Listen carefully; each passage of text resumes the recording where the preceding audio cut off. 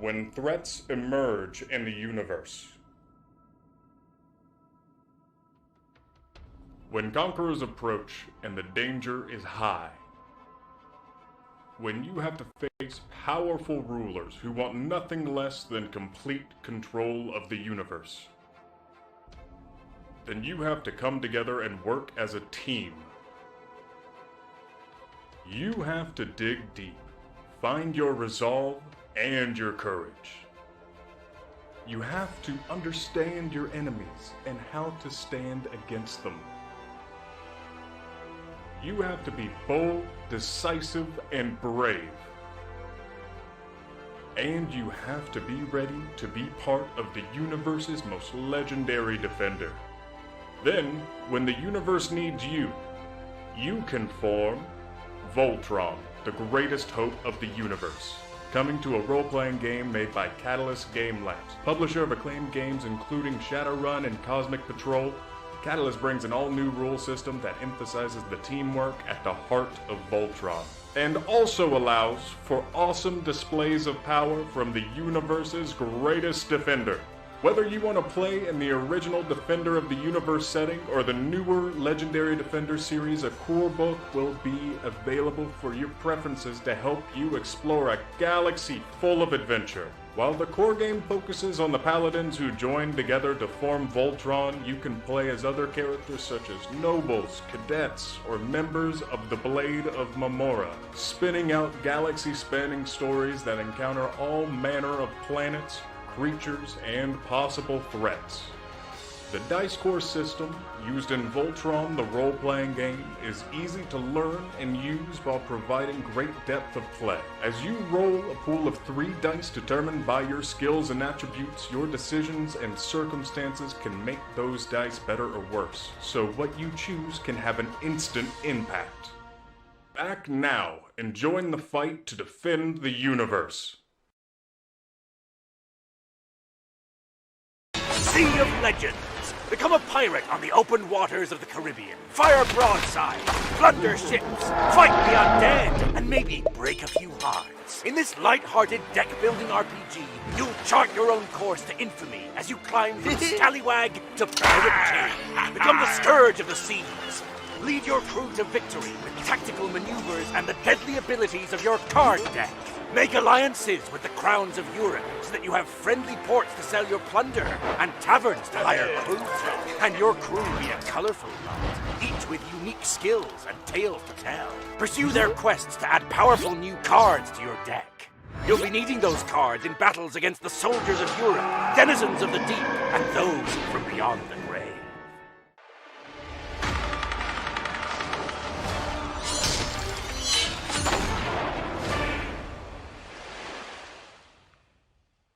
Hey everyone, welcome to Tuesday Newsday. I'm back from my travels, so excited to be on with you, and I've got a really exciting guest today. Hi Jordan. Hey, Rem, how are you? Thanks for having me. I'm so excited to have you here. For those who don't know, like I didn't until we were in the middle of a fireside chat with Jordan and Michael Stackpole. Jordan is the creator of BattleTech and Shadowrun, and a million other things. Yeah, well, I'm old, so I've been making up stuff for a long time. So, yes. Well, really excited to have you here. I know we've got a new project to talk about for you, but Indeed. I also want to chat with our audience and kind of give them a little insight into you and your career and how you got to this point and what's coming next. But we have news first. We got to do the news. That's what after all, it's called Tuesday Newsday. Right? So you gotta start there. I called Jordan this morning. I'm like, want to come on Tuesday Newsday? He's like, what's that? So, backer update for the Mercenaries Kickstarter just went out, I think about an hour, maybe 2 ago now. So, this is backer update 99. So check it out if you haven't seen it already. That's got all of your news on where, the process is. So I'm not gonna read it to you guys, but if you have questions that aren't clear from the backer update or anything like that, feel free to put them in chat. I'm not sure if Tyler is with us today, but we can always circle back. So Tyler, you should say hi if you're here. Events. We've got a lot of events. October's a busy month for conventions. It's almost as busy as like July, August for conventions. So we've got Randall is already, I think he's in Budapest today for his world tour, and then Essen is in Germany on, I think, October 7th. So if you're in Europe, you want to make your way over, see Randall, shake his hand, get one of those Reunification World Tour patches, you can meet him there. So that's pretty exciting. He is also then going to be headed to PAX Australia immediately after Essen. So we've got a little bit of some international travel and Wow. visiting our Dude fans worldwide. gets around. Right? Yeah, it's grown. Last year we checked out PAX Australia. We just sent someone to walk through and see if it was worth it. We sent Talon, and he said that it was worth it. So yeah, it's and yeah, I see Turbo Turtle. Randall did make a little trip into Ukraine, and the story is wild. I'm gonna let him come on and tell it at some point, and share it with you guys. But his travels, he's just constantly in awe of the BattleTech community, how many people love this game, and how many people make their way across a war-torn country just to say hi to him and play some BattleTech. So it's wild. That's amazing. Yeah. Little trivia thing was actually I went to Australia to play BattleTech with people like very early in its history. It was at there was a game convention in Collins, and I wove it into my honeymoon. So Smart. it's like, hey dear, you don't mind if I were in Australia, or we're gonna go to Australia because of doing this little game con. So yes, we played BattleTech on my honeymoon. That's so awesome. Neat. Oh, I love that. Cool. All right, so in addition to PAX Australia and Essen, we have 2 more conventions in October. So late October, we have GameholeCon in Madison, Wisconsin. So this is an RPG-focused con, so we're going to be heavy on the Shadowrun. We've got some fun surprises for you guys. We are going to have a booth outside of the vendor hall that's going to have neon lights. We've got some of those hollow fans we're trying to figure out how to program so that we can get some cool AR type advertisements up for you guys. And we'll be demoing Voltron, the RPG, which you guys saw in the preview, Frostpunk, the RPG, and then Shadowrun right there at the booth. But then also, GameholeCon is super special because you get a lot of, it's where the industry goes to play. So you can do special guest games with a lot of our of industry professionals. So we're bringing the line developer RJ Thomas to play Shadowrun with you guys. So you'll be able to do that. World of Shadows, that season 1 has finished over on Six Sides of Gaming, but the entire cast is going to be there. So we're going to do a one-shot of World of Shadows live from GameholeCon, so you can come join us for that. And then Jason Hardy, the RPG developer, will be at the booth and running demos for Voltron, Frostpunk, and Shadowrun as well. So, and then there's going to be regular games too. We have double, I think, the games that we had last year and extra GMs. So there's a whole lot more Shadowrun happening. There's still some BattleTech happening as well. It's just a more RPG focused con. So, Gamehole, we're very excited about. This is our first year going as a booth, so this will be fun. And then 1 week later is VoltCon, which is the Voltron gaming convention, Voltron General Convention. So Catalyst is going to have a small booth there. We're going to be talking about the Kickstarter, which is going to be live by then because it's launching October 8th. So gosh, there's a lot coming, a lot to do. So come swing by, check it out, say hi, and play with us. We're excited for all of the things. That's incredibly diverse and exciting for the fall. That's great. Yeah. It's con season really from Adepticon until the end of October. It's really busy, and then we've got the little straggler of PAX Unplugged in the beginning of December, and then but other than that, November through February is largely quiet. So I'm personally looking forward to taking a break and hibernating and actually getting work done. So that'll be fun. Overlords in Training Kickstarter. So for those who didn't back it, so this is Randall Bill's son, 17-year-old son Kenyon, designed his first game, did the art for it, did everything. And that was launched on Kickstarter last year. And all of the shipment arrived at Randall's house. The Bills decided they wanted to fulfill it themselves.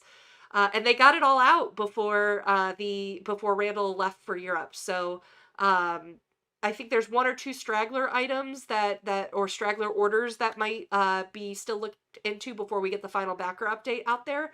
But it fulfilled within about a week. It's a very small Kickstarter, like 24,000 or something like that. Dollars, not backers. Just say that would not be a small number of no. backers. Yes. So, but that one's done, and we're really excited about that, and happy for Kenyon. And so next year, Overlords in Training should be out at general retail. So we're pretty excited.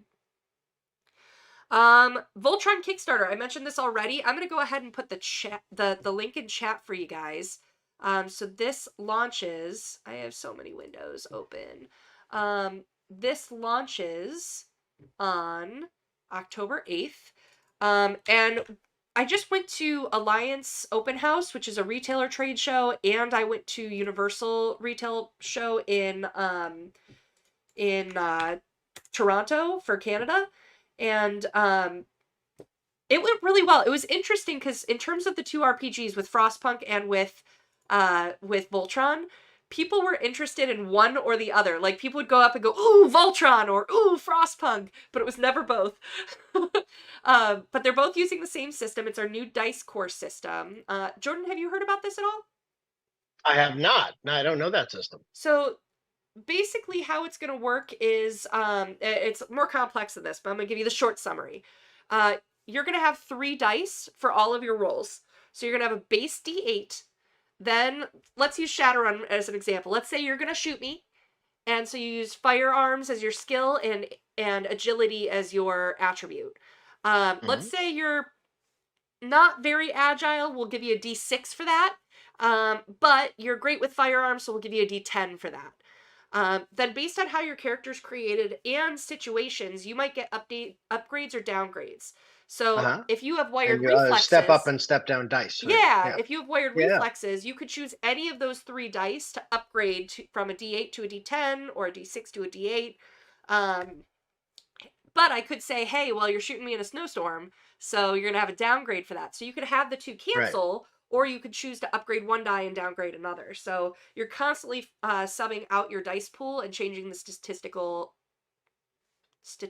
Oh yeah, you change the chances of probability quite dramatically when you start doing those kind of things. Absolutely. But I don't know. I mean, can you really get into a game that doesn't involve at least 100 D6s being rolled? I mean, ooh. So I have a record for you, Jordan. So I got to play Shadowrun on stage for World of Shadows at Gen Con, and I had B. Dave Walters played, and he decided he was going to summon a Force 18 spirit and edge the roll. So my record die roll now is 42 dice. Oh my god. He got up and he walks around does a lap around the stage and goes, I love Shadowrun! Awesome. So yeah, please check out the Voltron RPG. There will be 2 books on Kickstarter. You can get a book. The rules are the same, but you can get the lore and all the flavor in one book for the old 80s version, or the new Netflix version, or get them both. And that's cool. Yes, there will be vehicles. So, and there will also be a board game that will be releasing along with the Kickstarter as well. So, so much. Yeah. Cool. Even though I'm kind of not sure what to think about Kalos doing another giant robot game. But, we're cheating. Besides that, Voltron's cool. Yeah. So. Awesome. All right. So other than that, 2 more announcements for you guys.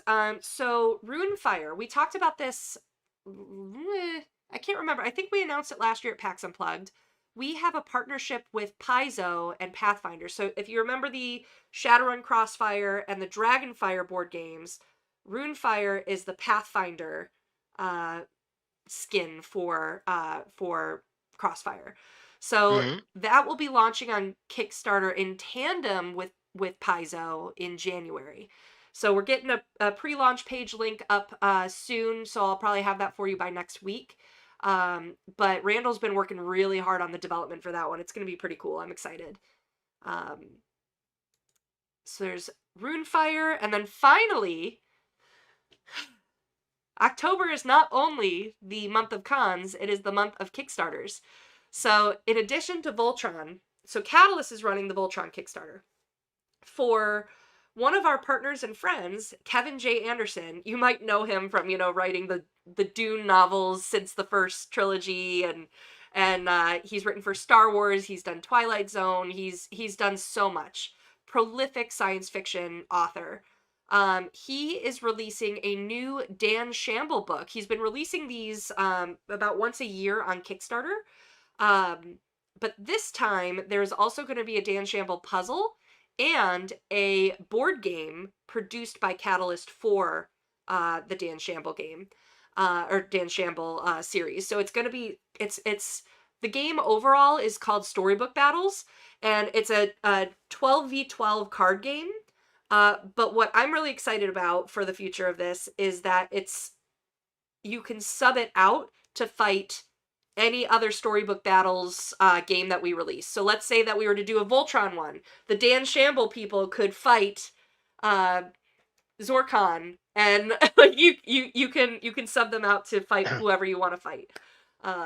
So we're pretty excited for the crossover capabilities there. Yeah, that's really fun. Yeah. We had a lot of fun back in the day at WizKids with that, and with all of the Click series, right? Being able to take Marvel up against DC, and then bring in other movies and comics and so on. When you have a base system like that, it's really fun to be able to mix it up. Absolutely.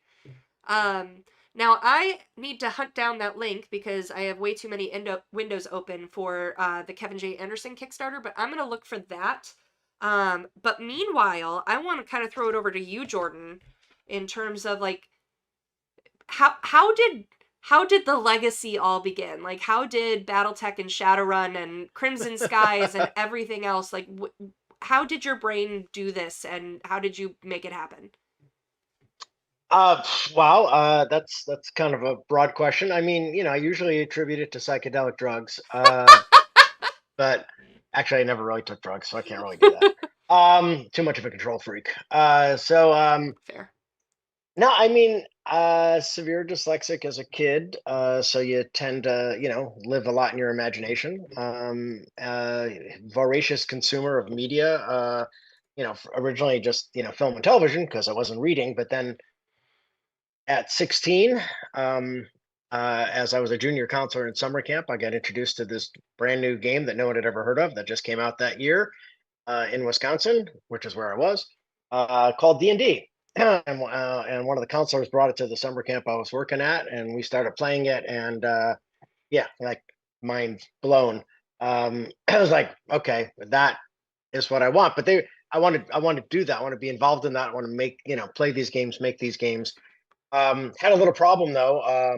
It was all set in the world of Tolkien, which I had no idea what that was, because this was several decades before Peter Jackson was going to make those amazing movies. So like Tolkien became my C, Dick, and Jane run. So that was my entry to reading, was working my way through those books. Which is why I still haven't forgiven him for those songs or those descriptions of the hills so often. But besides that, it was quite an intro. And then drove to Lake Geneva. I went to go buy my first copy of D&D. At the time, the only place in the world to buy it was Gary Gygax's house. So I went there. The first floor of the house had been converted into the store for TSR. Ooh. And Dave Arneson was manning the store on the day me and my friends got there. And so we bought like 7 copies, which was a big sale, like for the year it came out. And so he said, well, I can run you guys on an adventure if you want. We're like, yeah, that'd be awesome. So we went into the kitchen, and Dave ran us on this incredible adventure. So the hook was set pretty deep, and never recovered. I just that was it. I was gonna waste my life making these things. So That's awesome. Oh wow. So years later, I don't want to. I almost said years and years. I don't want to I'm throw old enough. You can say throw the decades shade. later, and it still works So for me. it's the 40th anniversary this year of BattleTech and the 35th of Shadowrun. So with BattleTech especially, last year's Kickstarter doing the 25,000 backers being in Yeah. Target stores and Barnes and Noble, and the worldwide love and appeal of it. What is it like to see it kind of come back into this resurgence and be part of something that is now so widespread and loved? Yeah. It's very humbling. When I first designed came up with the game, I didn't anticipate it being around 4 decades later, for sure. Even though I should joke that like in the scene, like in Back to the Future, laying there in my 20s and the ghost of Randall appearing before me, telling me, you should create BattleTech so that later I get to travel all over the world having people play it. uh, so anyway, yeah, no, it is really quite humbling, and I've had really the pleasure of coming back to it and working on it, years after years, over the course of its history in different ways. Right, obviously starting with the original board game, then creating the BattleTech Centers, which was a very different kind of exploration of it. The Mech Warrior series of video games, a Mech Commander series of video games, and then then more recently, uh, working on BattleTech at Harebrained Schemes, and I think all these things kind of work synergistically. I mean, I think the tabletop and the video games, we've always been very collaborated with each other to try to make a cohesive whole of all the different parts between the novels and the comics, and at one point the television show and the video games and the toys and all of that. So it is just really gratifying to see that that after all these years, a couple people give a shit. So. That's awesome. And so in addition to not just the creative lines that you've worked on, but you're also kind of a serial entrepreneurist. And so there was, gosh, what did it start with FASA, or was there something else? Yeah, no, yeah. FASA was the first company, and then Virtual World Entertainment that did the BattleTech and Virtual World Centers. Then FASA Interactive, which did the video games, which brought me out here to Seattle and Microsoft, where and I became creative director for Microsoft Entertainment and oversaw the launch of Xbox as creative director for that. Wow, I Um, didn't know that. I get around, you know. Um, and then we after leaving Microsoft did WizKids, with Mage Knight and all those Hero Clicks and Pirates of the Spanish Main, etc. Um, oh God, it's a long list. I don't know. And then 42 Entertainment, where we did the ARGs for the launch of Steven Spielberg's movie AI, which actually I did that when I was at Microsoft, and then launch of Halo 2 and all the Dark Knight movies and stuff. So those were a lot of fun. So am I And gonna on have and to on go and on. back and watch the You know, credits for your name to scroll up? we actually are in the credits of the Spielberg film. Yeah, Wow. we're listed as puppeteers. You know, Awesome. so so yeah, that was a lot of fun. Anyway, so yeah, it's been I often find that I come up with an idea, and if I can't get anyone to make it, then I have to go start a company to make it. Um, and so I often find myself in the garage with a bunch of really dedicated people, trying to make something special or change the world in a very small way.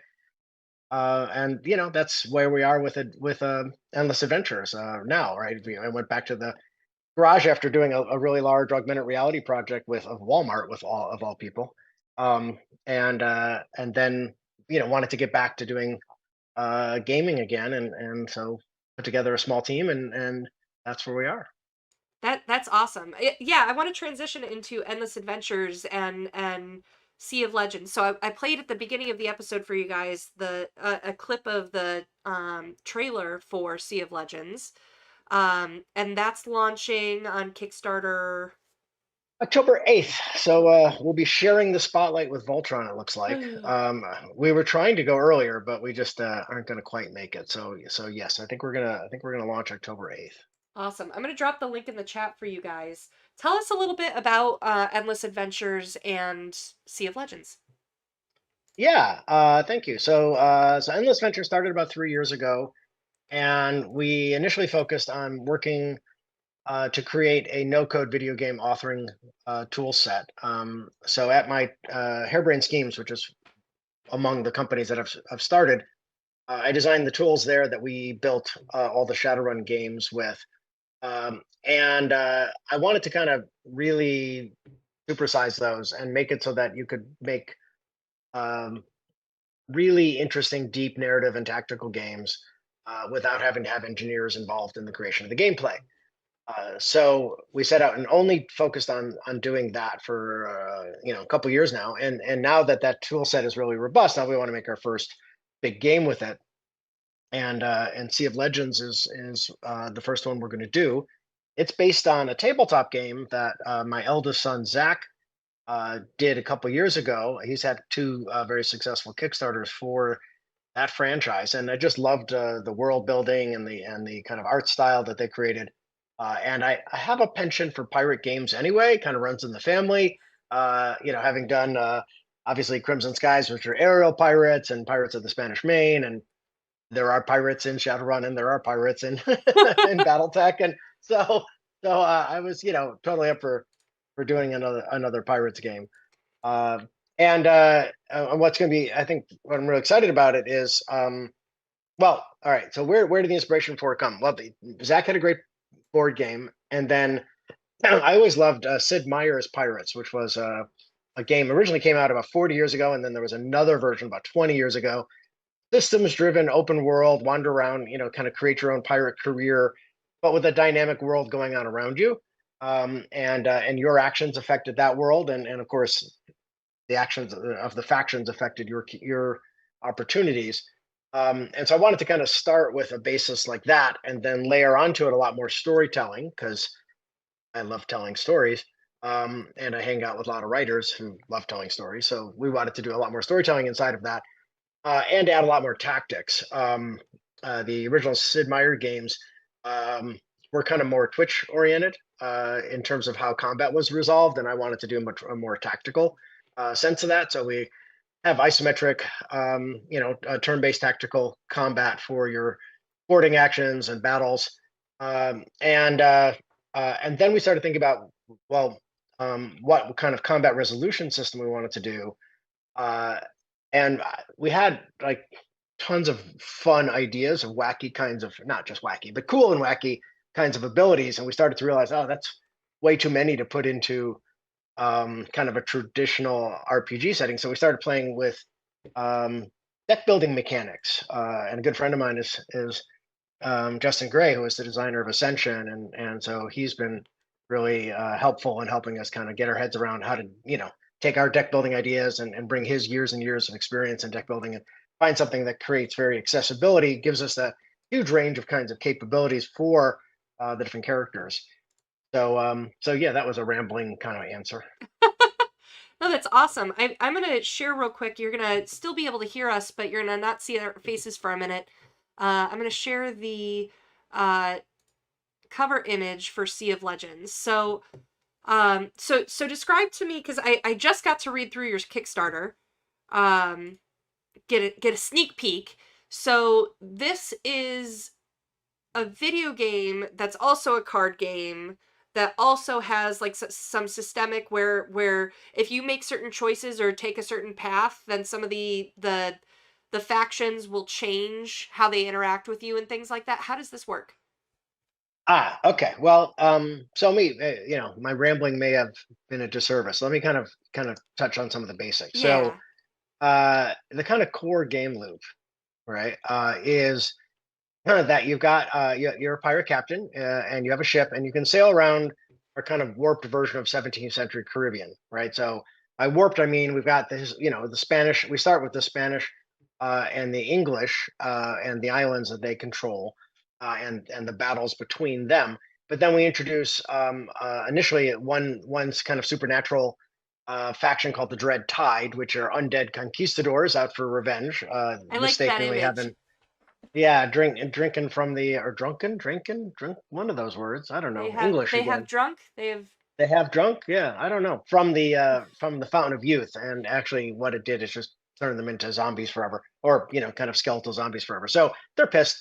And then we also have kind of the other initial kind of supernatural one is we've got the Cult of the Kraken, which is this group that's going around trying to get the Kraken to raise and cause chaos in the world, kind of related to what you would see in Cthulhu in that regard, only Kraken based.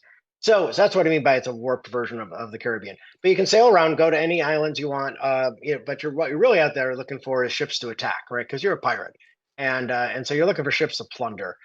When you find a ship that you want to attack, you sail up to it, and then you engage in boarding actions, right? And so the boarding actions are isometric tactical combat. The cards come in the use of how you're using your abilities for the tactical combat. So you've got kind of mundane move and shoot, and then you've got kind of more specialty abilities of swing on the halyards and magic bullets or whatever. And those abilities are all on the cards that you're collecting. That's right. They're all on the cards, right? I see. Okay. Exactly. So you've got a deck of cards which you're managing over the course of the game. Because when you've got cards that are from your character, from your captain character, and then when you start hiring crew, those crew also bring cards and their special abilities to the deck, right? And so as you go into a battle, you choose which crew are going to come with you, and then that establishes your deck for that battle, right? And then you can upgrade your cards and your crew members' cards by following narrative quests. So all sorts of different kind of narrative hooks for what quests to do to augment your crew, and sometimes, because in a deck building game, it's not always adding cards you're trying to do. Sometimes you're trying to remove cards. So your crew might show up with this great gunner, but he shows up with a pretty dud of a card, which he's carrying around as a curse, for instance. So he has a cursed card, and so you can then follow a narrative quest to remove that curse from him, and then you remove that card from your deck, that kind of thing. So you have this kind of RPG management, but it's reflected in the adding, removing, and upgrading of cards in your deck. Huh. Right? Okay. When you go to a port, if you go to a friendly port, there you can sell the plunder that you've captured from ships and buy supplies, information, treasure maps, magical artifacts, fun things like that. You can upgrade your ship or buy a new one. You can hire crew members, as we mentioned. You can say goodbye to crew members. Importantly, sometimes you'll need to share profits with crew members. Otherwise, you have to watch your back for a mutiny.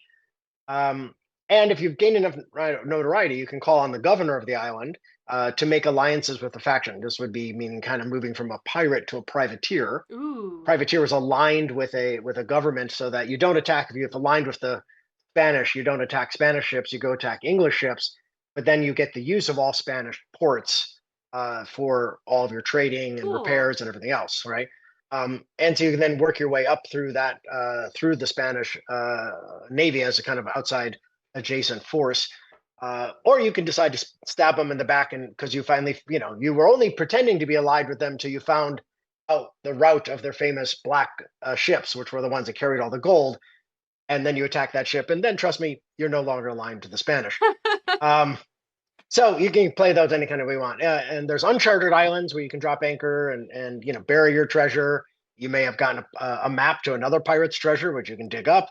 And you can explore for ancient ruins and the gold and magical artifacts that they hold. Cool. And then, as I mentioned, kind of all through this, you're working to manage your deck and upgrade your characters, and with the goal of eventually, becoming either, depending on how you want to chart your own course, either rise up through the navy of the faction you've aligned with, become the most infamous pirate around with who shows no quarter to anybody, or just as likely end up on the bottom of the ocean or at the end of a hangman's noose. That's so you can die in the game too. Oh yeah, you can die and start over. Yeah, it's Awesome. this is what we want. We've designed the campaign to be really, really replayable. Especially with all the kind of choices you can make and the dynamic natures of the factions, and the fact that, especially if we hit some stretch goals and we add more and more, kind of supernatural factions who be able, and also human factions. You can make choices about which ones of them are in any one playthrough. So you have a widely variable place replayability there. So we're looking at the kind of a playthrough only being like 8 to 10 hours, so you can actually get through it without having to become a lifestyle, and then go play it again and have totally different outcomes. That's awesome. I just wondered if we flash back 40 years, if you had ever said that about BattleTech. Just absolutely a lifestyle. Awesome. So what's funny to think about is like when I first designed BattleTech, it was a light casual game. That's what it was considered in the marketplace, because we were in a very different kind of grognardy place in the market, back in the early 80s. But yeah, it was light and casual. You were in and out in only 4 hours. I mean, I was like, that was nothing. That was like, getting a snack. I mean, so no. With Endless Adventures, Sea of Legends, coming to Kickstarter October 8th, are there other plans that you want to talk about, like other games that are coming, or what is the future of Jordan Weisman hold? I've never been able to predict that. In fact, my wife, who has been my creative partner in many endeavors until she intelligently retired a couple years ago. But the on-running question through our 40-year career was like, well, what do you want to do when you grow up? And so we still say that because I still don't know. No, I think for us, for Endless Adventures, we have two focuses. One, and they're plenty. One is Sea of Legends, right? We want to make a great game there. And then that game is 100% moddable because we built it in our no code tool. Backers who are at the kind of mod access level will be able to do anything they want with that game. Take it apart, change characters, change dialogues, change any of the settings, and have at it however they want. They'll also be able to make all their own games, right? Which is I think the other big part for us eventually is we release either late this year or beginning next year release the platform, right? Is to empower people to make all their own games from scratch, as well as work from the foundations of the games we're creating. Cool. That's awesome. Wow. All right. So more coming from Jordan Weisman. If you love his work, the stuff that he's done, this is into the combination of story, game, and video game, which he has a proven track record of at this point, I think. So I do want to hand it over to the chat for questions. I know my mods have been prepping the Q&A doc. I just need to find where I pulled it up. But anything else you want to say to encourage people to push that link and go support the Kickstarter? Gosh, what can I say? I think just that as I think most people are aware, it's a pretty challenging point in the video game industry at the moment. And the hard for small studios like ours, especially when we're trying to make an old school game, which means you only buy it once and then you play it as many times as you want. Publishers are really very focused on things that have much higher, what they call LTV, lifetime value for customers. So ways to have people keep paying for the games they're playing. So that's why this kind of title is just not that attractive to publishers. But we're hoping it's attractive to players and that they'll help us get it made. Awesome. All right. Well, I just opened up the questions. Thank you, mods, for helping me out again, as always. And there's a bunch of questions for Jordan already. I'm not surprised. So let's get right in. What inspirations, this is from the Brant, what inspirations did you draw from to come up with Shadowrun and BattleTech? Well, each has its own little origin story. BattleTech came from being at a trade show. I think it was in Texas. I don't remember. But this was way back when games were way too small to have their own trade shows. So we were at toy shows or hobby shows, and games would kind of fit into both. And Right. so this was actually hobby trade show. So it was like hobby shops that were coming to buy new RC planes and model kits and everything. And there was a small handful of us trying to get hobby shops to carry board games. So we were at that show, and a guy was importing model kits from Japan. And in this case, they were little small scale model kits from Pilgrim and Crusher Joe, because these shows had been discontinued, and then the Japanese manufacturer just kind of dumping them onto the marketplace. So he had bought a bunch and was importing them, and I was blown away by the art of them. I thought they were just super cool. And so I said, well, if I buy, a bunch of these, can I use them, as playing pieces in a game? And we corresponded with the studio that he would bought them, through, and they said sure. So we did that. So I built the original version of Battledroids before it was BattleTech. Ooh. Featured two plastic model kits as the playing pieces for the game. So that's where it originally came, and it was a fun. I just had fun putting it together quickly. Worked with Steve Peterson, a couple other people on writing. Where I came up with kind of the outline of the fiction. Anytime I'm writing a world, I steal it from history, because I mean, what a better place to steal from than history? Millions of people working to kill each other are very inventive. Um, and so I was always really fascinated with technological retrograde periods in history, and one of those was, of course, after the fall of Rome, and so in the Roman successor states. So that's what I based, the original BattleTech fiction on, was that period of technological retrograde, as you went from a centralized government into all of these warring states, all trying to reclaim the glory that once was Rome, and basically moved that to space as the foundation. So that's where that one came from. Um, Shadowrun, I was reading a bunch of I'm not even sure they were calling it cyberpunk yet, but it was kind of the dark near future dystopian fiction that was coming out from Gibson and a bunch of other writers, and I was really into it. I guess they were calling it cyberpunk, or they came too soon after. So I was working on an RPG set in that environment, and then Artel Sorian published Cyberpunk, and I figured, well, if it's not very good, I'll just keep doing mine. But it's Mike Pondsmith, and he usually, I don't know if he's ever done anything that's not very good. So it was great. It was a really good game, and I was like, I don't want to be the second Cyberpunk game after Pondsmith. So I shelved it for a little bit, but it kept coming back to me, and I started thinking about, well, what are the themes that underlie Cyberpunk?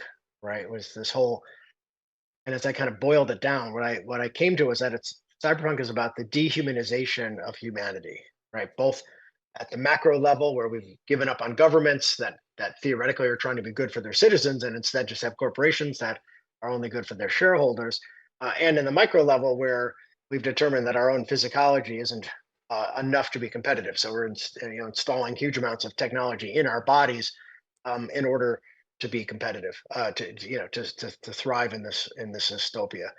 So like, well, how do I create a contrast to that? And I was like, well, maybe if we went to the essence of nature and what nature's all about, and contrasted that to this concept of destroying nature and moving away from nature.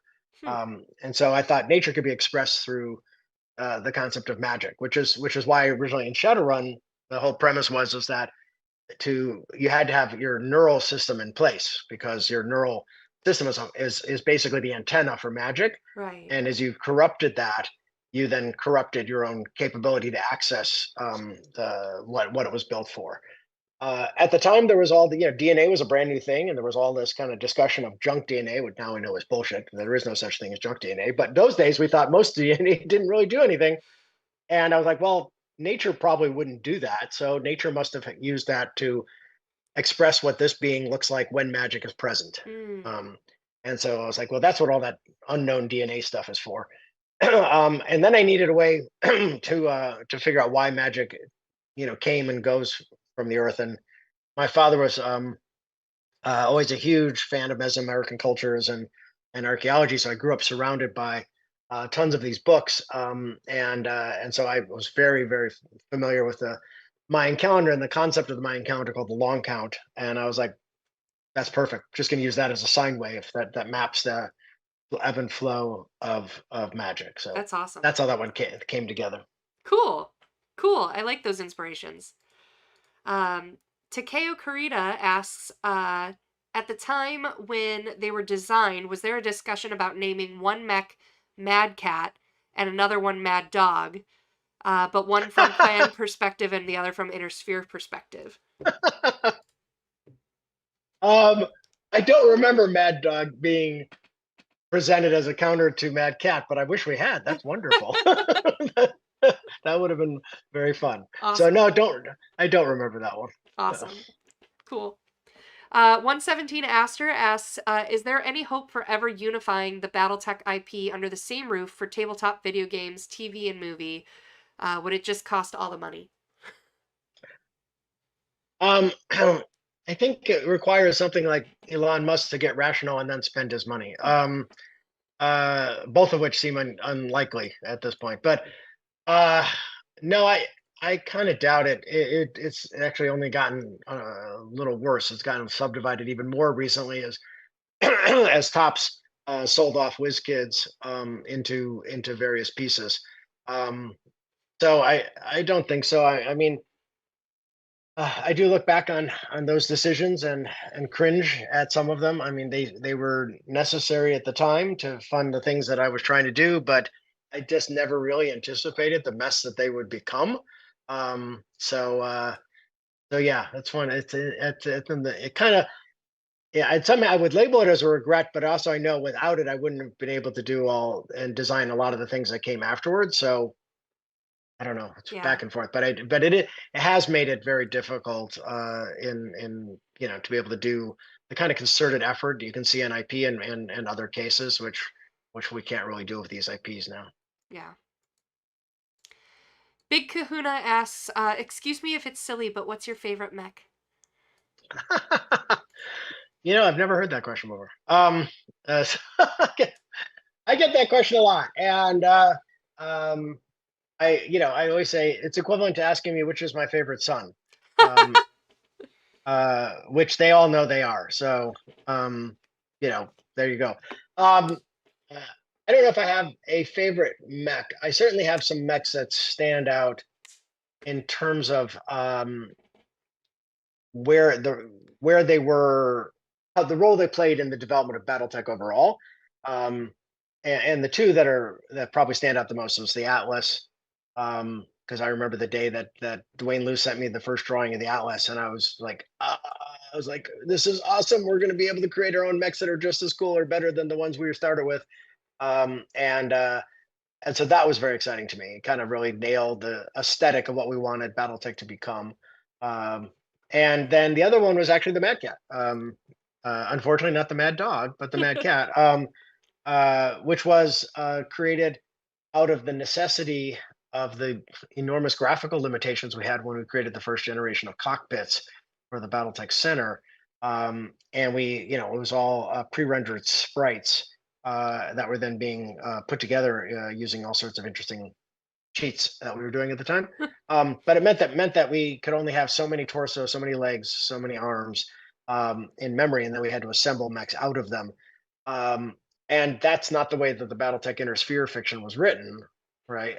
Where they were these kind of handcrafted things handed down through generations. So I needed to create a new faction, society, race, however you want to phrase it, that would build their mechs that way, and thus the clans were born. Mother is the, difficulty is mother of invention, and so that's where the clans came from as a response to graphical limitation in the BattleTech cockpits. Awesome. Takeo Kurita has a two-part question about Sea of Legends. What will the art style be of the game? We'll start there. So I think the art style is how would I describe it? It's a little cartoony. It's and very lighthearted and fun. I mean, lighthearted is a key word for the game. We really want it to be fun. is the And cover not image a good representation? I can yeah share that yeah again. the cover image is a very good representation. And the video has a lot of good representation. I mean, it's more concept arty in terms of what it'll than the eventual one, but it's definitely along those lines of what we're trying to go to. And part of that is to inspire again that kind of lighthearted nature, callbacks to anything from like Guy Labush from Monkey Island, or some of the more fun pirate expressions over the years. Awesome. And then the second part of that question is, maybe you said it, but will it be completely turn-based or also real-time in some aspects?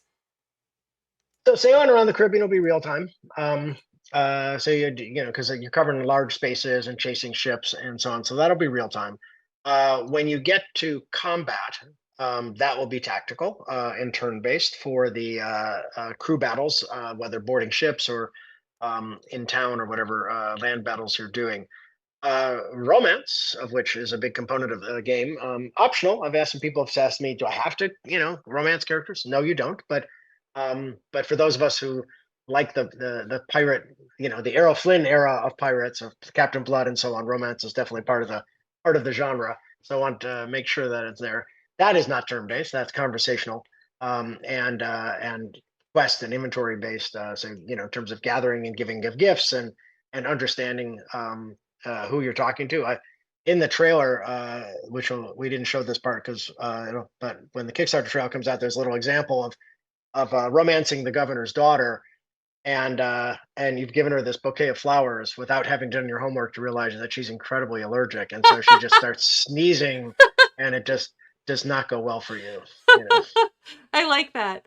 And Jordan mentioned before the show, guys, that as the trailer gets released with their partners and stuff like that, he'll keep sending me assets. So Absolutely. each week, if I get more and more, I'll keep sharing updated trailers with you and images and stuff like that. So awesome. So please chat, keep any questions for Jordan coming in. There's a couple of other questions that I'll try to rapid fire through here as we start to wind down. The Brant asks, will the Mercenaries paint set be released in the CGL store? Yes, it will. It's due this month in September. I can't remember the exact release date, but I do know that we've been having a couple of technical difficulties with our online store where like we push the button to go live and then it doesn't. So we have to kind of follow up and tweak things and get it fixed. So we have a couple of things that'll be releasing soon, but I did poke Talon about getting that up there again. So yes, it will be available on the Catalyst store. Let's see. Big Kahuna asks, is there any way to get art prints for official BattleTech art, like the Battlemaster from the Creative Field manual? Back at Adepticon, we did like a one-off print of some like high-quality art pieces. Like I can't remember if they were posters or on canvas or not, but we're definitely open to that, and I'll pass your feedback on to Brent, our art director. I'm actually going to just copy and paste it. Brent from Tuesday Newsday. Boop. So we'll see what he has to say. If he gets back to me while we're on, I can let you know. But if not, we'll have to release that separately. But at least he might start thinking about doing that more. Wargriz asks, when will the second Star League pack have its general release? I can give you, let me open up. Oop, no, don't take that. That's my notes. Let me take a look. Again, everything could change, and I know that release dates just got pushed because of fulfillment. But I think Star League was not part of that, so it should stay where it is. I just have to spot it in this very long list of BattleTech items here. Let's see, October,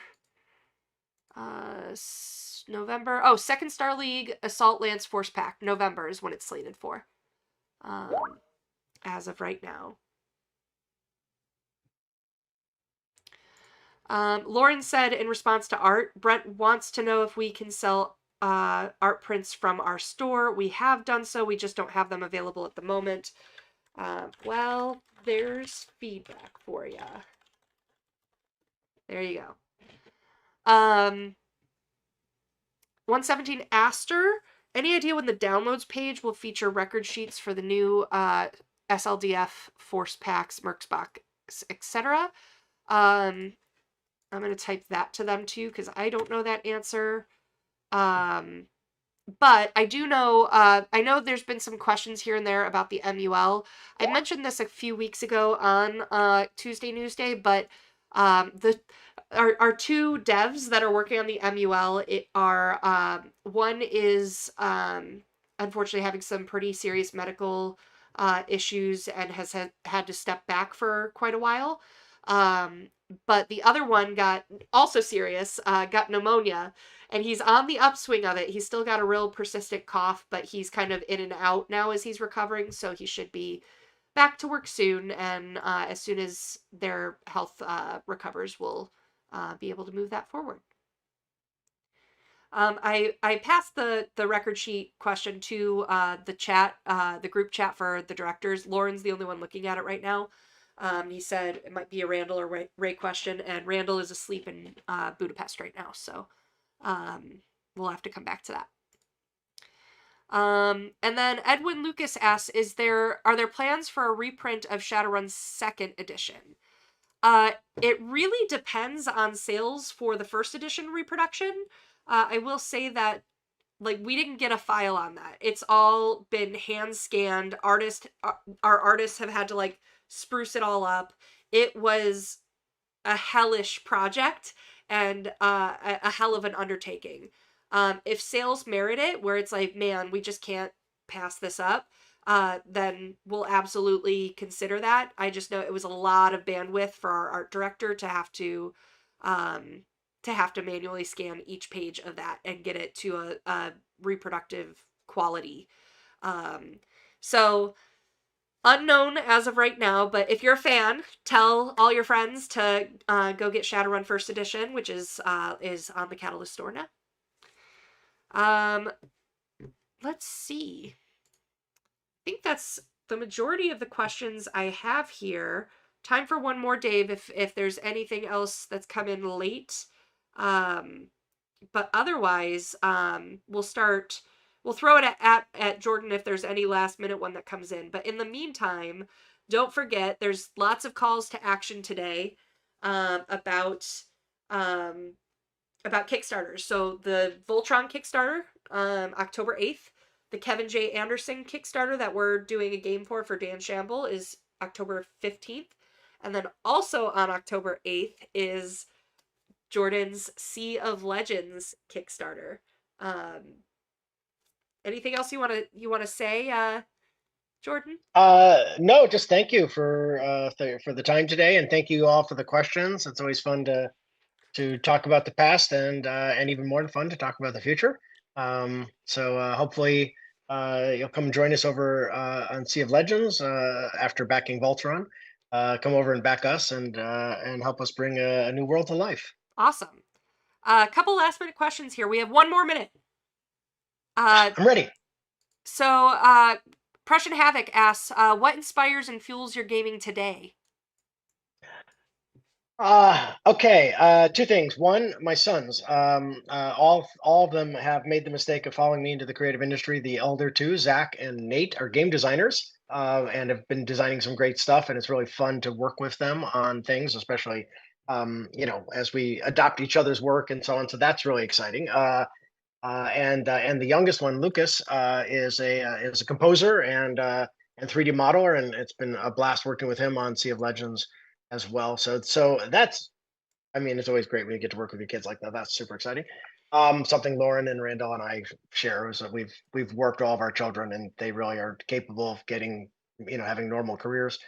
And what else? I mean, the same things that I always have. I love reading, and media, and I read a ton of history, and those are always inspiring to me. And I think also, always just looking at how, what can we do in our own small way to make the world a little bit better place. I mean, part of the reason that I am so focused on Sea of Legends being lighthearted and fun is because we're facing a lot of things that aren't lighthearted and fun in real life, and so it'd be nice to have a little bit more levity in our escapism entertainment. So. Thank you for that. And last question, we'll shoot this one. You've worked mostly on digital products since 2014's Golem Arcana. This is from Red Feather Report. Do you have any tabletop projects coming along as well? Um, I I threaten to get back on the tabletop often. And I got to kibitz a little bit with Zach when he was working on his game, and Nate on many of his games calls me, and we get to kibitz a little bit. But their ideas are always better than mine. I do think that I will get back to some tabletop stuff in the future. I have things that are sitting in notepads, and that I'd love to make one day. That's awesome. Awesome. Well, thank you so much for joining, Jordan. And please feel free. We've talked, actually, Jordan might be using this link as well on the Kickstarter to help talk about the project. So please support Jordan. Please follow the Kickstarter, and we'll keep watching for all the cool stuff that you're doing, Jordan. Thank you so much. Well, thank you all so much. Have a good day, everyone.